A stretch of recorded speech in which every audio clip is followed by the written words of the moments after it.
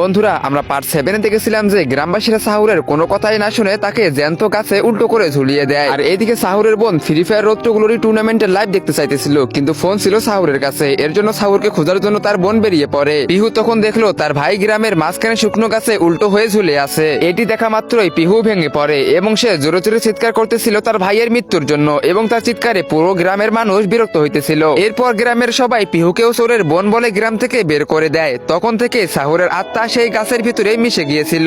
আর পিহু গ্রামের বাইরে একটি ঝুপড়িতে থাকতে শুরু করছিল। সে প্রতিদিন একটি গাছের নিচে বসে ভিক্ষা চাইতো, কিন্তু কেউ তাকে কিছুই খেতে দিত না। যখনই তার ভাইয়ের কথা মনে হতো তখন তার অনেক বেশি মন খারাপ হতো। তারপর সে ক্ষুধার্ত পেটে গাছের নিচে শুয়ে থাকতো। সাহুর তার বোনের কষ্ট অনুভব করতে পারত, কিন্তু তার কিছুই করার ছিল না। কিন্তু একদিন এমন কিছু হলো যেদিন পিহু রাস্তার সাইডে বসে খাবার চাইতেছিল, এবং তখন একটি নেশাগ্রস্ত গাড়ি আসে এবং তাকে পিষে দিয়ে যায়। তখন থেকে পিহু এক ক্ষুধার্ত আত্মায় পরিণত হয়, যে প্রতিটি গ্রামে ঘুরে বেড়াতো, শুধু একটা কথাই বলতো, আমার খিদে পেয়েছে। এসব মনে পড়তেই সাহুরের চোখ থেকে টপ টপ করে পানি পড়তে থাকে, এবং তখন সে একটি আওয়াজ শুনতে পায়। কিছু না ভেবেই সাহুর সেই শুকনো গাছের ভিতর থেকে বেরিয়ে আসে এবং অন্ধকারের মধ্যে সোজা সেই আওয়াজের দিকে হাঁটতে শুরু করে। তো গাইস, এরপরে কি হতে চলেছে? হ্যাঁ গাইস, তোমরা তো এতক্ষণ ধরে সাহুর এবং পিহুর অতীত দেখতে পারলে। এবার হবে আসল খেলা। তোমরা সেটা দেখতে পারবে পার্ট 9-এ। পার্ট 9 দেখার জন্য ভিডিওতে লাইক করে ফলো করে দাও, আর অবশ্যই কমেন্ট বক্সে পার্ট 9 লেখো। আর যারা সব পার্ট দেখো নাই, এখনই দেখে আসো।